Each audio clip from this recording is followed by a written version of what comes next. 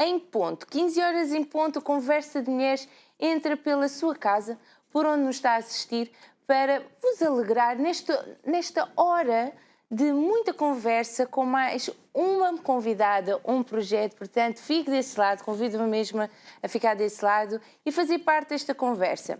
Antes de conversarmos com a nossa convidada, só relembrar as nossas redes sociais, que são muito importantes, porque através delas dá a conhecer os projetos das nossas convidadas, fica a saber o que acontece aqui no programa. Portanto, siga as nossas redes sociais, o Facebook Conversa de Mulheres e o Instagram conversa.mulheres. Siga as nossas redes sociais, receba assim notificações.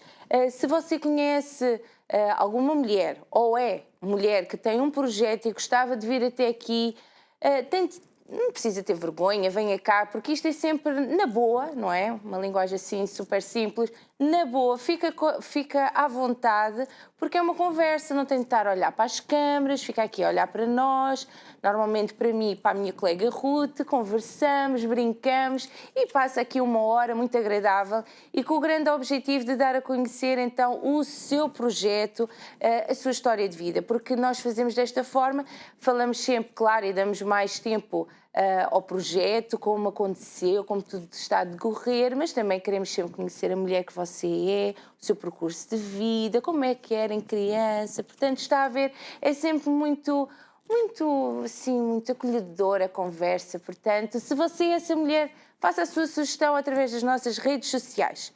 E você que nos está a assistir, perdeu algum programa? Não fique triste, através do YouTube, canal Curiacos TV, tem acesso a programas completos através da playlist de Conversa de Mulheres, programas completos. E então pode rever os nossos programas e pode partilhar tanto pelas redes sociais, pelos chats, todas essas formas para que você não perca nada e dê a conhecer, claro, as mulheres que passam por aqui pelo nosso programa e dar a conhecer os seus projetos. E pronto, esta primeira parte do programa das redes sociais, esta publicidade toda, nós agora vamos passar à conversa com a nossa convidada após o separador. Portanto, fique connosco.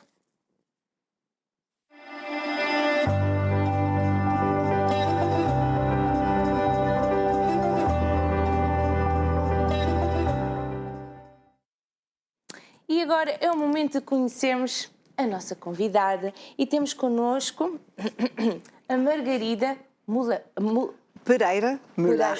Diga lá outra vez. Pereira Müller. Müller. Está certo? Está certo. Pronto. E a Margarida é escritora. Seja muito bem-vinda. Muito obrigada por me receberem aqui. Então hoje vem falar sobre um livro, não é? Sobre um livro. Sim. As receitas das tias, os comeres de cabeça de vidro. E já vamos falar sobre essa história um bocadinho. Claro que nós vamos conhecer a Alexandra. A Margarida. Não muda o nome. Não muda nada. Vamos conhecê-la, Vamos. Então, quem era a Margarida em pequenino? Em pequenina, era a mais nova de 3 irmãs, filha de um pai militar e... Nasceu onde? Nasci em Porto Alegre. Porto Alegre fica a mais ou menos a 45 km de Cabeça de Vidro. O meu pai era de Cabeça de Vidro. Portanto, estas histórias que vimos aqui hoje, que eu venho aqui hoje apresentar, as receitas das tias, são mesmo das tias, são mesmo das minhas tias, sim. As irmãs do meu pai, que era de Cabeça de Vidro. A minha mãe era ribatejana, portanto terá outras receitas. Essas ainda não escrevi, ainda nem escrevi a história de vida da parte da minha mãe. E vivi numa infância feliz. Nós éramos muito brincalhonas as 3. Na rua? Na rua, lembro perfeitamente de brincar. Como o meu pai era militar, andámos por vários sítios. Em Porto Alegre só estivemos um ano. O meu pai depois foi colocar... Pai militar? Tudo em não, sentido? Nada disso. Não era a família Trap, da música do coração, não. Éramos crianças normais, de uma família normal, claro, com as suas regras, mas claro, as famílias têm que ter regras e as crianças têm que haver regras. E brincávamos muito. Eu lembro de uma das vezes que morávamos em Leiria, que eu passava, eu era muito pequenina. ainda não andava na escola, mas passava o dia na rua com outras crianças a brincar e era muito divertido, porque só chegávamos a casa para almoçar, depois para lanchar e depois para jantar. De vos chamar, não? Era, claro, venham cá para casa. Sim, sim. Todos limpinhos, brilhavam. Brilhávamos sempre, sim. Espetacular. Era mesmo chegar, despir tudo, sim, claro. ir tudo nessa altura. Não sei se a minha mãe já tinha máquina de lavar, mas penso que sim, que a minha mãe, os meus pais eram muito fãs de novidades e de eletrodomésticos. Ótimo. E por isso, possivelmente até já teria. No tanque, roupa de criança, que é todos os dias. É, e 3 era a triplicar. Pois. Mas penso que a minha mãe já deveria ter nessa altura máquina de lavar. Daquelas antigas, ainda me lembro, depois mais velha, que continuava a ter essa, claro que depois mudou, daquelas que se punha a roupa, digamos, no tanque da máquina, depois tinha que se pôr a água a ferver, exterior, portanto a máquina a única coisa que fazia automaticamente era, claro, escoava a água no final e mexia o tambor, mas a água era posta manualmente dentro da máquina e depois punha-se em cima, no final, um rolo, ou melhor, 2 rolos, e a roupa passava por entre os rolos para tirar o excesso da água antes de se pendurar. Sim. Na altura, claro, uma máquina muito moderna, claro. Agora verdadeiramente uma peça de museu se ainda existisse. Esta muito máquina. melhor do que o tanque. Muito melhor, claro. Muito melhor. Claro, era já um grande alívio para quem tinha que lavar a roupa, porque já não tinha que estar a esfregar, portanto era a máquina que fazia todo esse trabalho. A minha avó, eu lembro, eu era pequenina, a minha avó tinha um tanque, eu achava uma piada aquilo, então ia buscar roupa lavada, às escondidas, e punha-me ali a esfregar com o sabão azul e branco. Era. Só para brincar. Eu fazia isso. Era muito engraçado. Com o tanque da minha avó, da mãe da minha mãe, quando os meus pais queriam sair, eu, claro, pequenina, não queria ficar ali, mas então o que a minha avó fazia? Dava-me panos, trapos, punha-me no tanque, porque eu gostava muito de lavar, com sabão azul e branco ali. Pronto, eu começava a lavar, esquecia-me que existia pai e mãe, quando me lembrava deles, eles já não estavam em casa, já tinham saído. Vera. Também se enganam assim as criancinhas.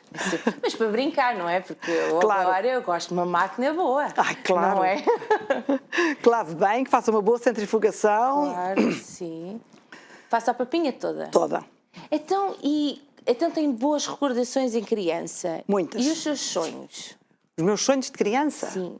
Ai, que sei se imaginava lá. fazer? Não me imaginava a ser escritora, apesar de, se calhar... Já gostava de escrever? A minha mãe contava que eu andava sempre com um papelinho a escrever, mesmo quando eu não escrevia, andava a escrever histórias, se calhar, mas nunca, não me lembro de alguma vez ter pensado ser escritora.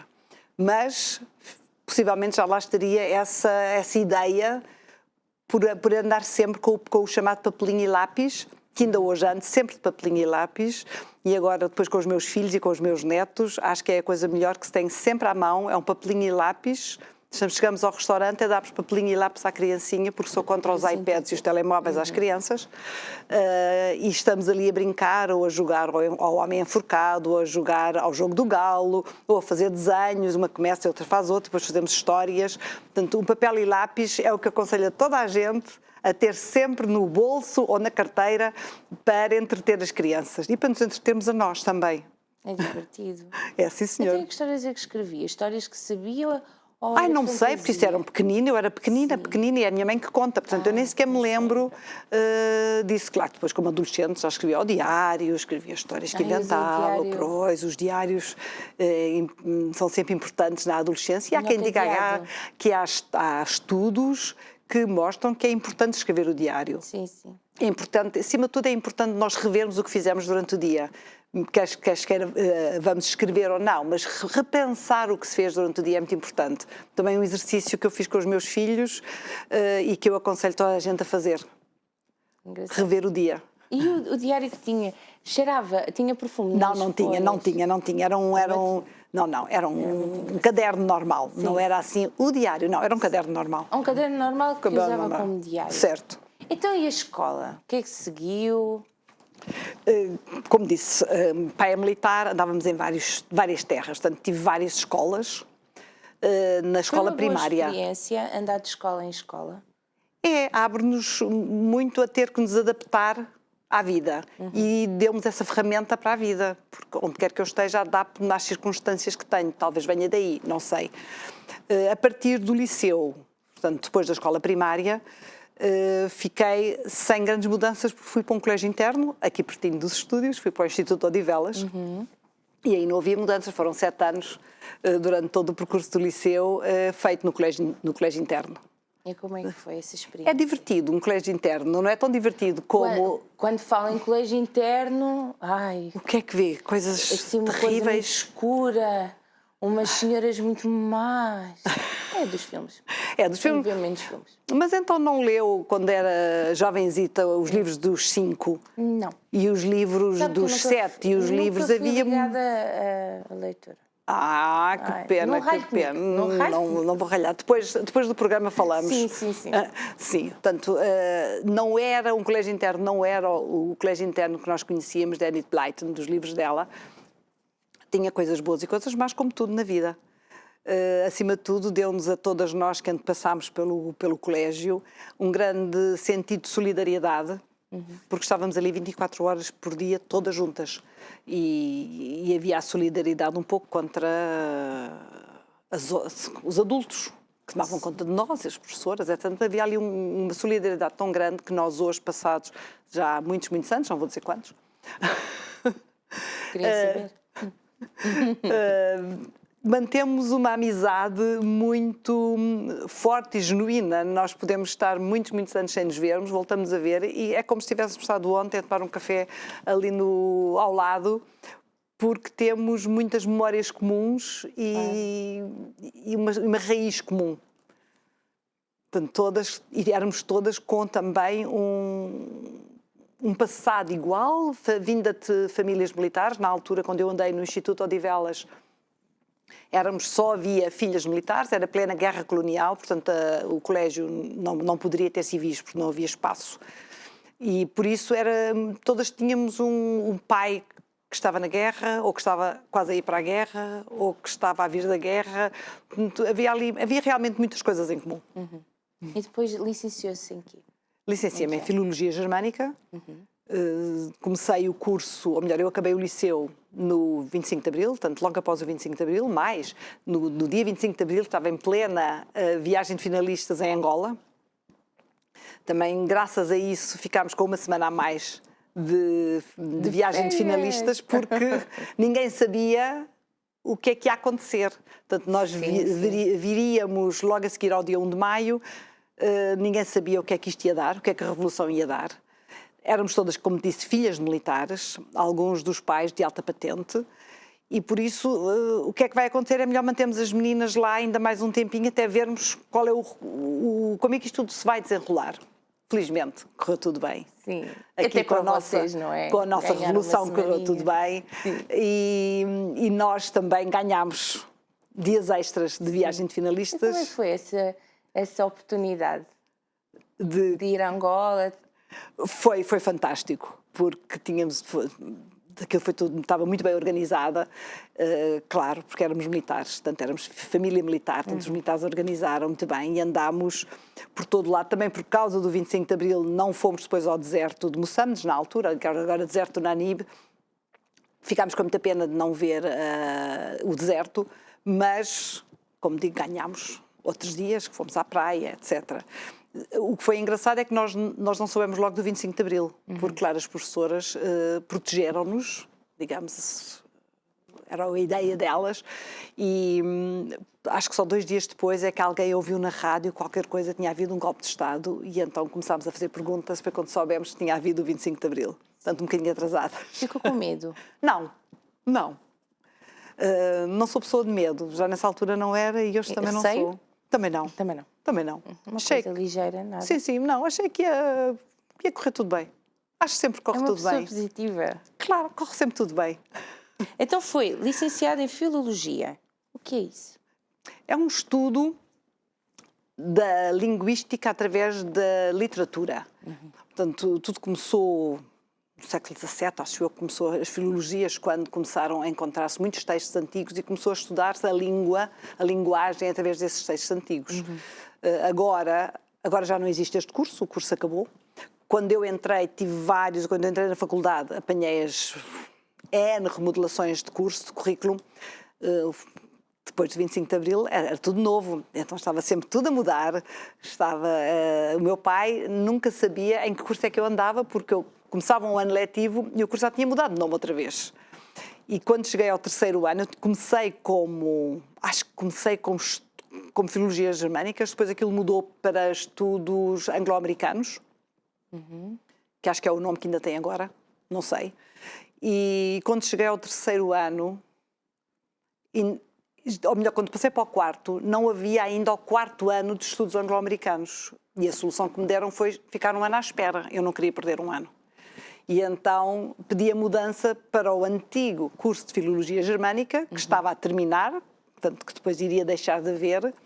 Para isso teria de fazer as cadeiras de alemão, que não tinha feito ainda. Portanto, Germânica estudava-se a literatura e a língua inglesa, ou seja, a literatura inglesa, a literatura norte-americana e língua alemã e literatura e cultura alemã. A parte da língua alemã eu não tinha tido nos 3 primeiros anos porque fiz francês, tinha escolhido francês.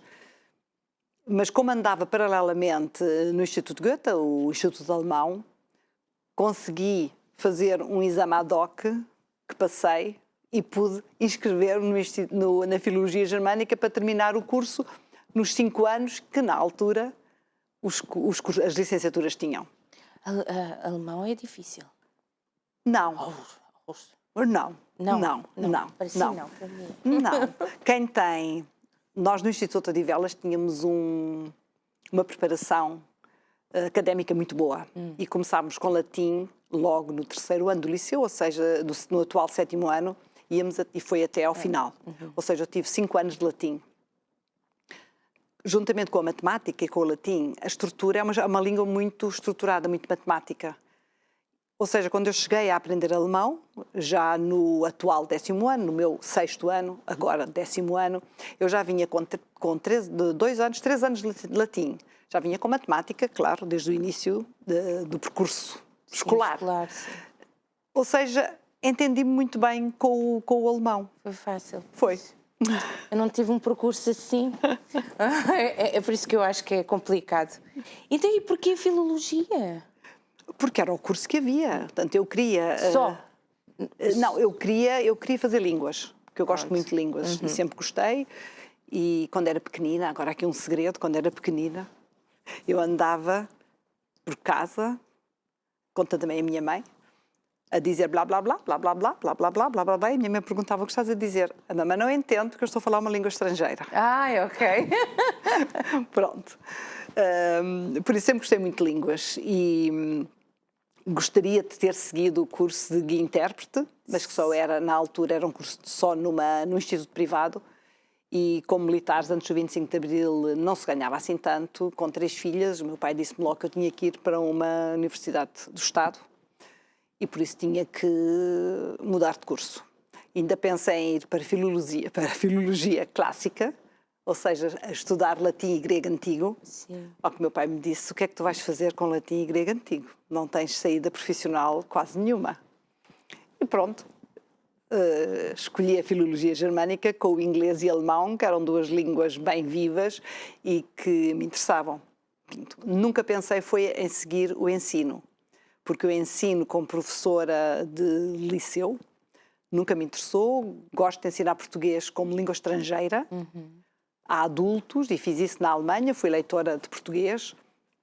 E isso dá muito gozo porque as pessoas que aprendem português porque têm mesmo vontade de aprender, enquanto que ensinar inglês a meninos e a meninas, adolescentes que estão na escola e que têm que aprender inglês porque tem que ser... Nem todos têm o gosto pelo inglês, como também não têm o gosto por outras disciplinas. Exatamente. Não estava dentro do meu imaginário.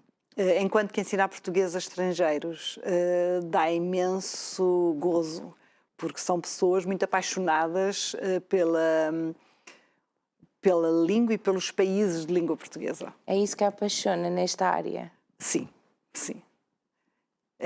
Eu comecei já aqui, antes de ir para a Alemanha, já aqui dava aulas de português a estrangeiros, dava a muitos cooperantes, noruegueses, alemães, que depois... Isto é tudo depois da Revolução, em que as nossas antigas colónias tinham tornado independentes, que havia muitas pessoas de vários países da Europa que iam para esses novos países dar apoio em várias áreas e precisavam de falar a língua. Portanto, vinham para Lisboa durante um mês aprender português e tinham uma paixão por aprender.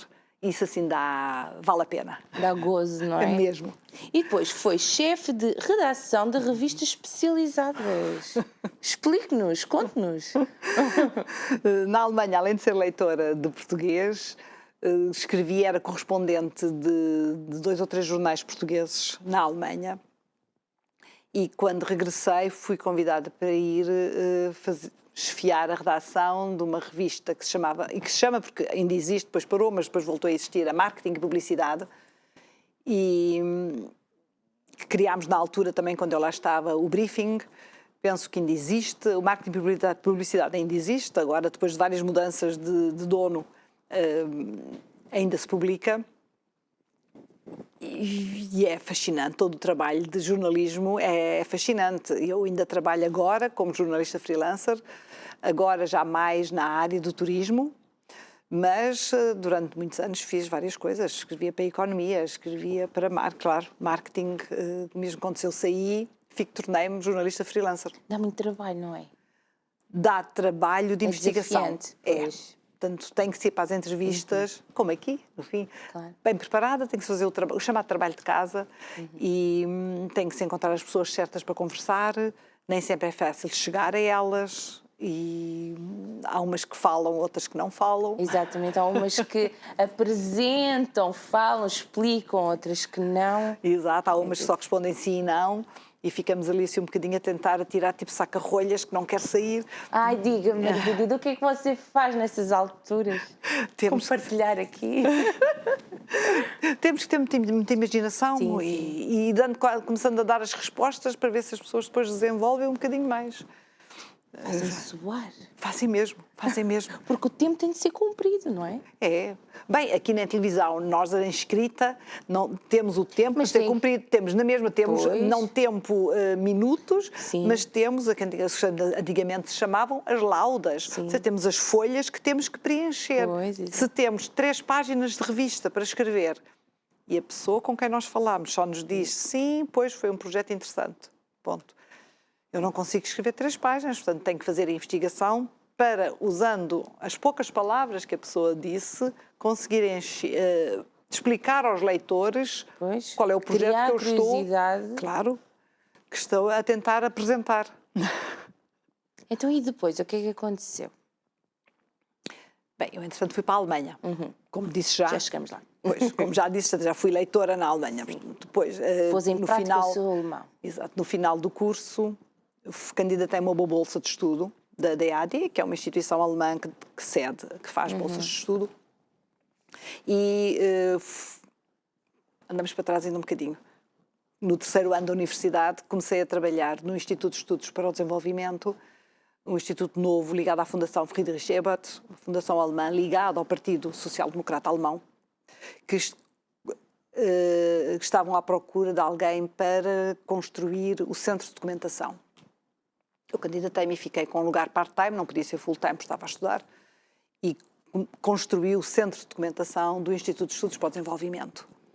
Entretanto, surgiu a hipótese de uma bolsa de estudo e eu sabia que havia um curso na Alemanha para documentalistas científicos, que cá em Portugal ainda não havia esta especialidade. Portanto, candidatei-me e fui aceite para fazer a especialização em documentação como documentalista científica. Portanto, foi por isso que eu fui para a Alemanha. Depois, felizmente ou infelizmente, não sei, conheci o meu marido, fiquei-me na Alemanha e nunca mais voltei a trabalhar nesta área para a qual tirei essa especialização. Mas fui trabalhando noutras. Tive outras oportunidades, claro, não é? Claro. Portanto, comecei a dar aulas em 2 ou 3 universidades e comecei a escrever. Pronto, juntamente como correspondente de jornais, comecei também a escrever. O meu primeiro livro foi publicado na Alemanha e foi um livro de contos. Porque, entretanto, nasceram uma filha e depois outra filha e eu queria que elas se tornassem bilíngues. Ou seja, eu nunca falei com as minhas filhas em alemão, nem nunca entendia se elas falavam comigo em alemão, só falava português. Aí é que era muito rígida, não havia cá facilitismos, elas tinham que falar português e tinham que perceber o que eu dizia. E como é que é ensinar as duas línguas? Não ensinava as duas línguas, só ensinava português. Sim, mas elas viviam na Alemanha, não é? Então, aprendiam com o pai era alemão, Ok. e aprendiam com as outras pessoas todas. Portanto, eu só era responsável pelo português. E para isso, sozinha a ensinar português, eu tinha que contar muitas histórias. Sim. Porque se fosse só ficar com a linguagem do dia-a-dia, era um vocabulário muito limitado. Veste, calça os sapatos, queres água, muito limitado. E, portanto, tinha que contar muitas histórias. E apoiava-me nas histórias tradicionais dos países de língua portuguesa, claro. A minha mãe era uma ótima contadora de histórias, portanto, tinha-nos contado a nós muitas histórias. E eu contava às minhas filhas, e depois, mais tarde, quando vim para Portugal, nasceu-me cá um filho, também lhe contei a ele, não foi só às minhas filhas, ele também contava as histórias. E surgiu depois em conversa, porque não juntar histórias de países de língua, histórias tradicionais de países de língua portuguesa, e publiquei uma edição bilingue. Sim. Na Alemanha, não tanto para crianças, mas para estudantes de português. Portanto, que podiam ver o português e viam o alemão. Portanto, esse foi o meu primeiro livro. Como é que foi as pessoas lerem os seus livros, essa experiência? É muito reconfortante. Falarmos com pessoas que leem os nossos livros e que nos dão a opinião e que gostam. Felizmente têm gostado sempre. Nunca tive conversas com pessoas que não gostavam dos meus livros, felizmente. E é sempre bom a conversa com o leitor, porque quando escrevemos os livros, claro, escrevemos porque temos vontade de escrever. Claro. E que alguém o leia, não é? Mas, acima de tudo, que alguém o leia. Porque senão um livro que só está assim numa estante não tem muito interesse, tem que ser lido. Mesmo por pessoas que não gostam muito de ler, como a Cláudia. Eu mereci. Obrigada. Eu mereci. Então, onde é que vai buscar inspiração? É tudo das histórias que a sua mãe contava? Não, depois vou perguntando, sou muito curiosa, viajo muito e vou perguntando sempre, não há nenhuma história. Depois contam-me, há sempre muitas histórias. Se nós andamos, quando se anda a viajar, há sempre muitas histórias que nos contam. E é juntar e, claro, fazer investigação. A investigação é essencial. Temos que investigar muito, temos que procurar, temos que ver se a história é mesmo assim. Tem que se... não é só... Porque quem conta acrescenta sempre um ponto, não é? Claro, claro. E isso, nas histórias tradicionais, há muito. Por isso que nós temos muitas histórias que às vezes são parecidas, mas são diferentes. Nas histórias africanas, dos países africanos, temos ainda um problema maior, porque os povos africanos não registavam por escrito durante muito tempo as suas tradições. E quem começou a escrever as histórias, por exemplo, a de Angola e de Moçambique, mas de Angola foram missionários. Até os de Angola, a primeira coleção de contos tradicionais angolanos foi feita por um missionário canadiano, se não estou em erro, protestante. Ou seja, logo aí temos uma influência cultural que todos nós temos as nossas influências, mas estamos a imaginar do século XVIII, do século XIX, em que não havia tanta abertura de espírito como há atualmente. Ou seja, um missionário que chegava à África, havia muitas coisas que não podia reproduzir, tal e qual como lhes eram contadas, porque era um bocadinho contra a sua religião. Pensamos logo quando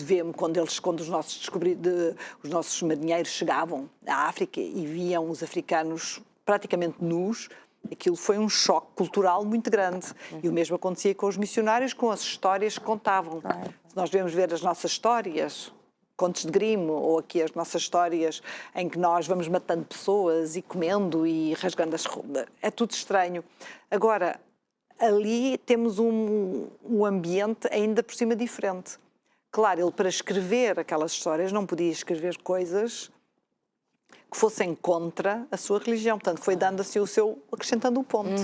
Foi dando assim um jeitinho e depois nós... Não ofender, não é? Para não ofender e porque era um grande pecado contar certas coisas como eram os contos.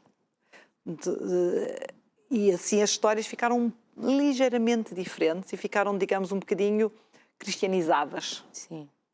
Portanto, e é engraçado ver-se algumas histórias que depois passaram e essas histórias depois foram passando novamente de geração em geração. Portanto, tornaram-se quase como as verdadeiras.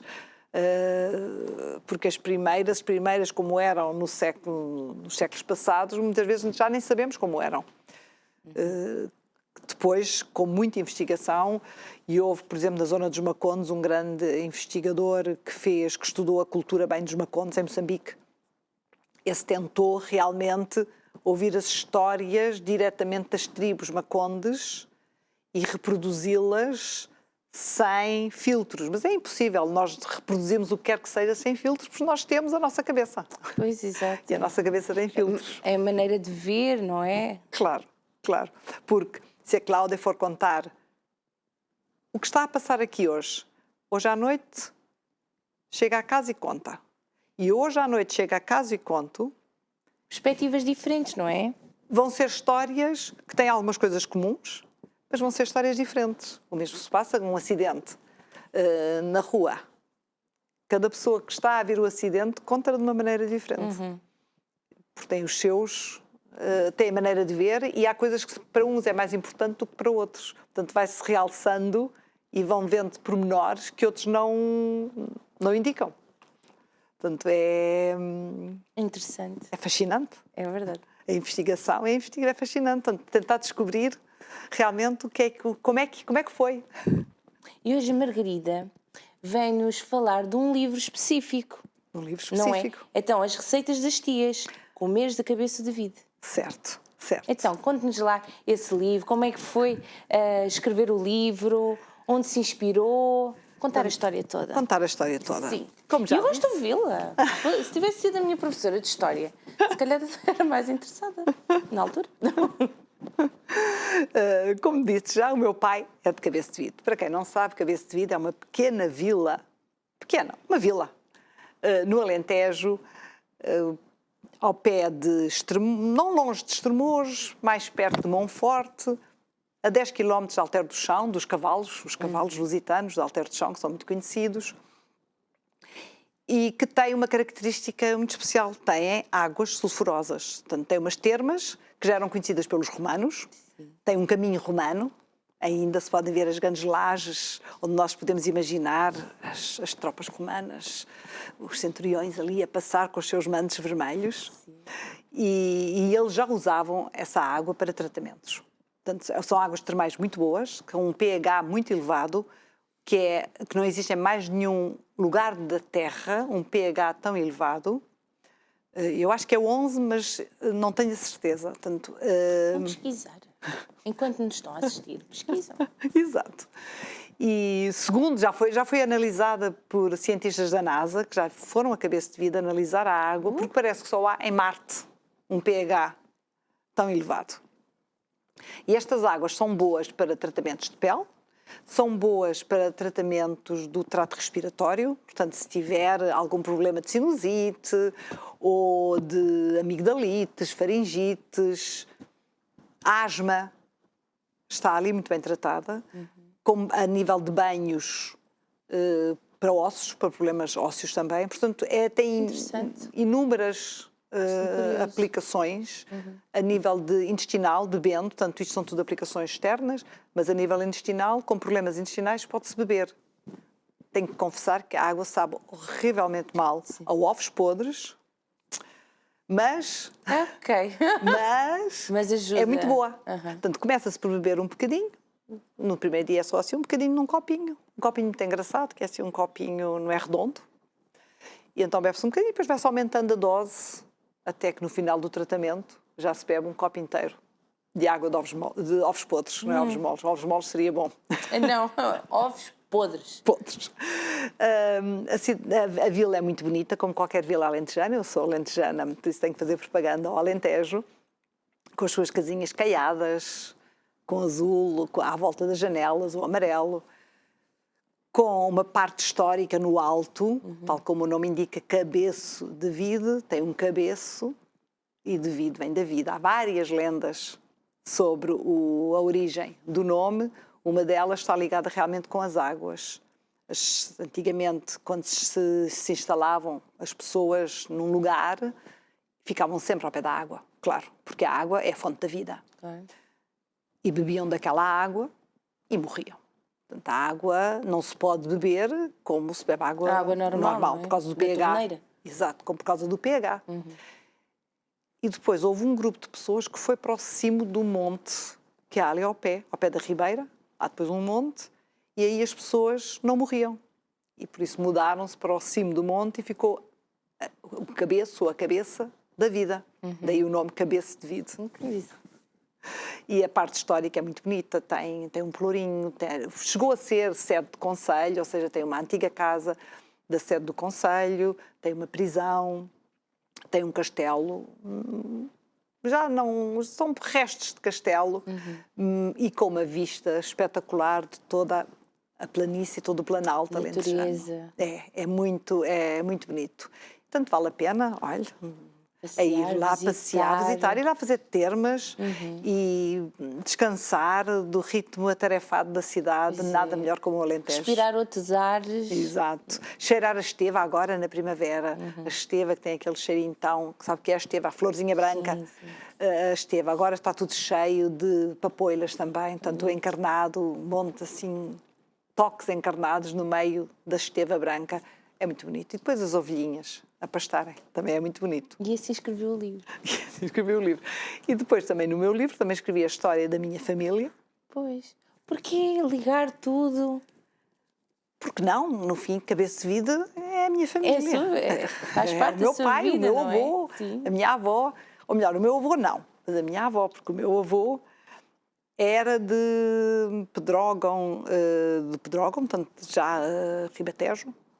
Agora não sei se é Ribatejo ou se é Beira Litoral, acho que é Beira Litoral. Mas, um mapa. Mas fugiu porque ele era, tanto 1800 e qualquer coisa, ele era republicano. E as tropas, a polícia monárquica começou a persegui-lo. Então ele fugiu e foi para o Alentejo, onde começou a vender. Encontrou proteção nos braços da sua avó. Certo, romântico. Ai, lindo. Pronto, e depois ficou, casou com a minha avó. Ele, quando foi, era vendedor ambulante de tecidos, de fazendas, e depois ficou em Cabeça de Vide, abriu loja e tinha uma loja de fazendas. Na parte, agora chamada a parte histórica, tanto no cimo, na parte alta, porque há uma parte alta e uma parte baixa. E 4 filhos, as minhas tias eram grandes cozinheiras. A minha tia mais velha era a cozinheira dos salgados e cozinhava muito bem, lentamente, com todo o tempo.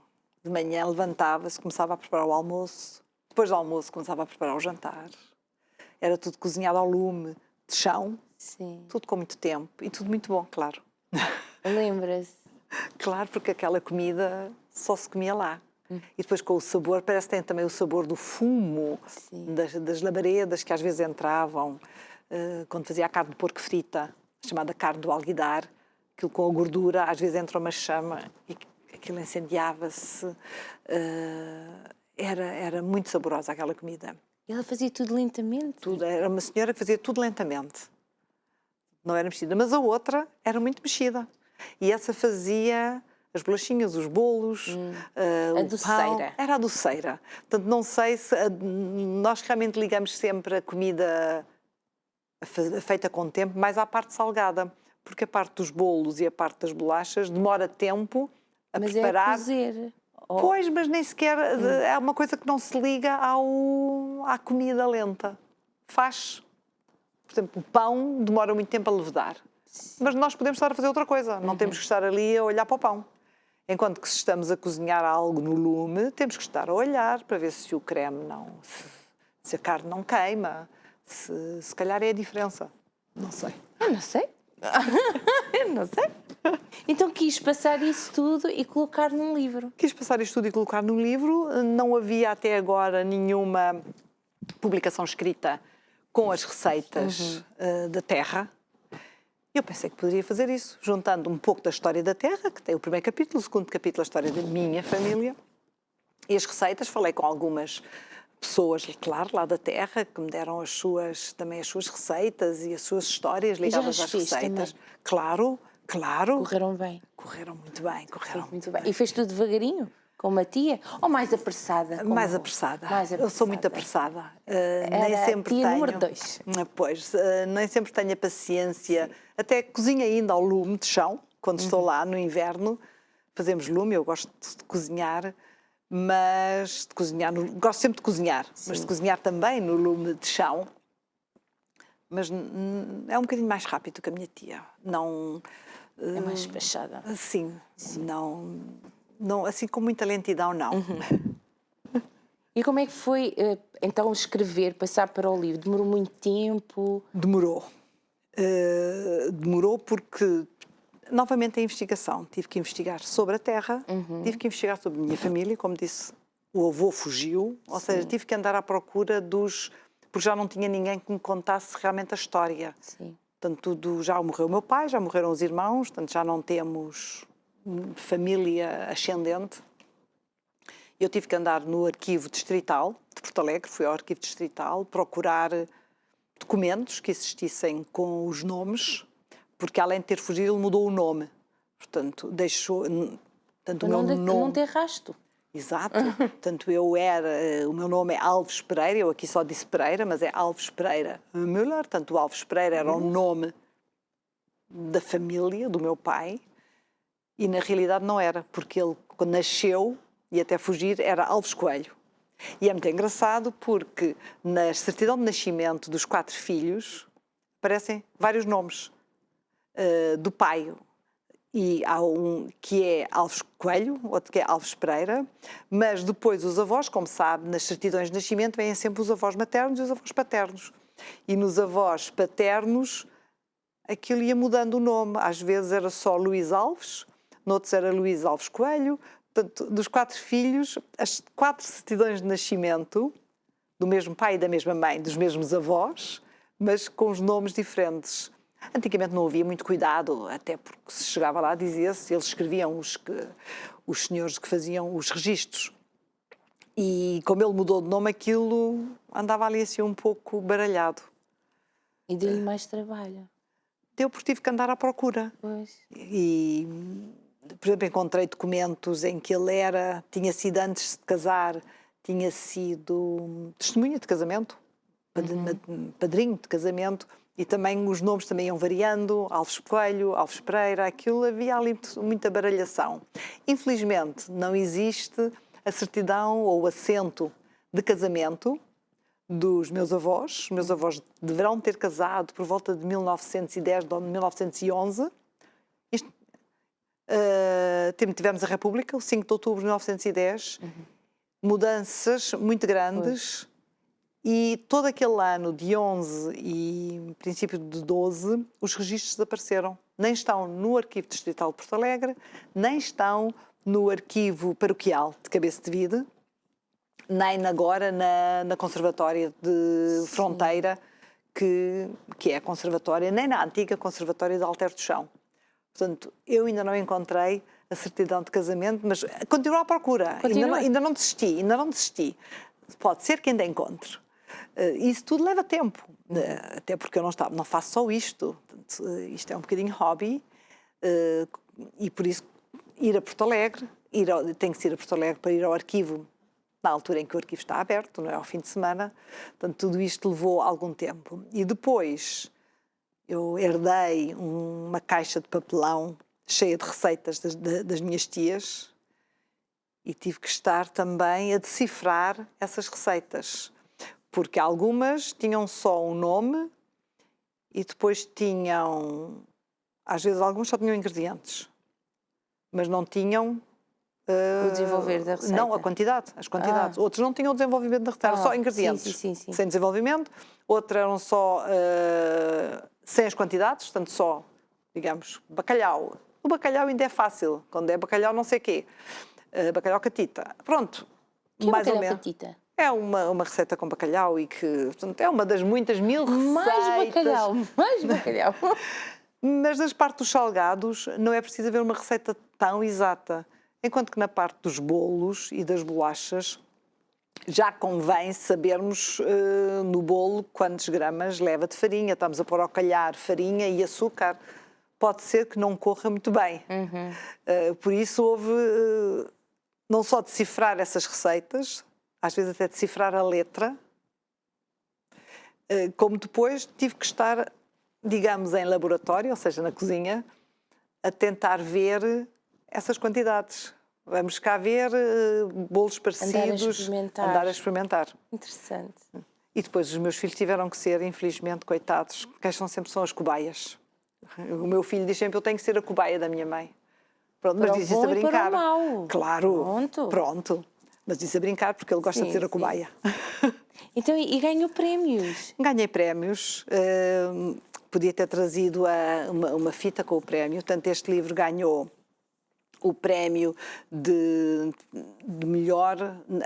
O Gourmand Cookbook Awards é um prémio internacional que tem várias categorias, como os prémios normalmente todos têm. Se pensarmos nos Oscars, também há um melhor ator, melhor aqui, pronto. E este fazem primeiro atribuem os prémios primeiro por países.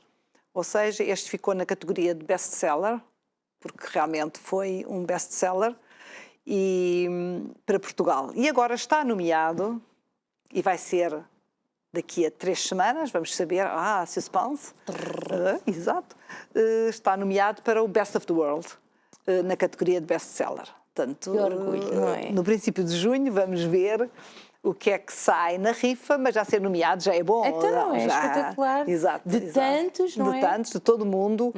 Não sei, são candidatos, 125 países com livros de cozinha, de tudo. Portanto, vamos ver. No princípio de junho na Suécia vai ser decidido e vamos ver o que é que este livro vai ter, mas até agora já estou satisfeito com o que tenho. Margarida, que não sonhava escrever um livro, andava pequenina ali a escrever com o lápis e o papel, lápis não é? e papel. Ali ia falar estrangeiro, que ninguém entendia o estrangeiro, e agora até prémios ganha. Pronto, é assim, a vida dá muitas voltas e nós temos sempre que ir vendo qual é o caminho que temos que percorrer. À medida que se vão abrindo as portas, vamos atrás, vamos ver o que é que está atrás da porta. E a ouvir os feedbacks dos leitores? Este livro tive imensas reações. Pessoas de cabeça de vidro que gostaram muito do livro, porque se lembravam ainda dos meus avós, lembravam-se das minhas tias. Claro, tem deles uma loja de porta aberta, retrosaria, iam sempre lá, toda a gente se lembra, até pessoas que em pequenino as mães lhe diziam, vai ali comprar um carrinho de linhas, ou vai comprar uns botões. Portanto, iam à loja comprar essas pequeninas coisas, como se dizia lá, os mandados, vai fazer um mandado, quer dizer, vai fazer o recado. Sim. E que se lembravam muito bem das minhas tias. E ainda os mais antigos se lembravam dos meus avós. E por isso vão comentando, lembro-me tão bem da sua tia, lembro-me tão bem do seu avô. E depois com as comidas, esta comida, por exemplo, há uma história muito engraçada com as labaças. Sim. Que quando eu estava já a pensar neste livro, andava a passear pelos campos, andava lá no monte a passear e via umas folhas de umas ervas que eu não sabia o que era, e disse, isto se calhar come-se. Então arranquei umas quantas e fui perguntar à vizinha da frente, lá em Cabeça de Vidro, se ela me sabia dizer se aquilo se comia ou não. Porque não ia... É perigoso estar-se a comer coisas que não se sabe o que é, que pode ser o ser natural ou ser uma erva. A natural é bom, nem tudo.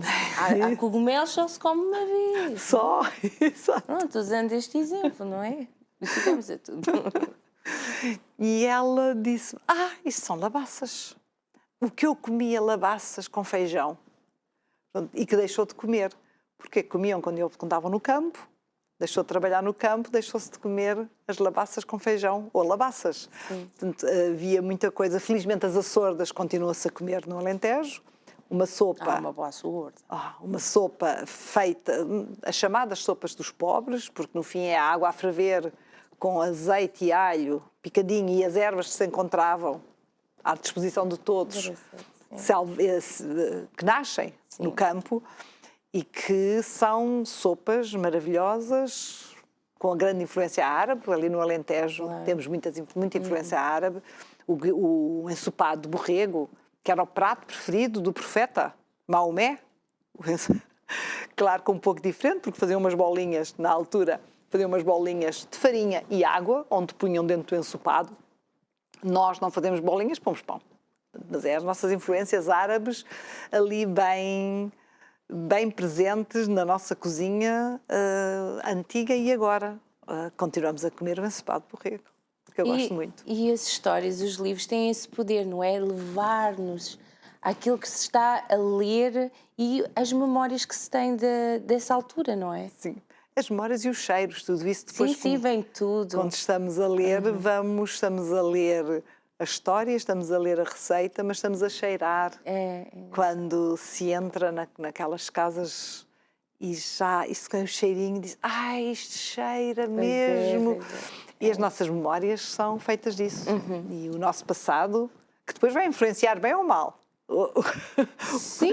Como nós vemos o mundo, mas é o nosso passado que nos reconforta. E quando estamos às vezes mais em baixo ou mais tristes, às vezes é aquela comidinha que nos faz alegrar e que os ingleses chamam-se comfort food. Portanto, aquela comida reconfortante que é mesmo boa e que nos faz como se levar outra vez para os braços da mãe ou dos avós, que têm sempre essa característica. Nas nossas memórias vamos sempre lá buscar, está sempre ligada à comida, às nossas memórias, se pensarmos. Comer é bom. É ótimo, é ótimo. Margarida, como é que as pessoas podem então ter acesso aos seus livros? Podem, através da minha página de Facebook, por exemplo. Pode dizer a página? É Margarida Pereira Müller. Tenho uma página que se chama Livros de M. Margarida Pereira Müller. Aí podem ver o meu livro, podem mandar-me uma mensagem e o livro é vendido. Ou então por e-mail, por telefone. Mas a maneira mais fácil é através da página de Facebook, que chegam lá. Ou mandam uma mensagem por Instagram também. Eu sou sempre o mesmo nome. Eu chamo-me sempre Margarida Pereira Müller. É esse o seu nome, não é? E Margarida, planos para o futuro? Mais livros? Tenho muitos livros. Estou a escrever atualmente 3 livros em coautoria. Primeiro estou a preparar a edição em inglês deste livro, também para dar a conhecer os comeres de cabeça de vide para lá fora e tem turistas não nacionais também, há muitos turistas nacionais em cabeça de vide, mas também não nacionais que passam e que estarão interessados. Portanto, estou a tratar da tradução, está quase pronta, esta edição em inglês ainda não está pronta, mas está quase. E tenho agora entre mãos 3 outros projetos, mas não na parte da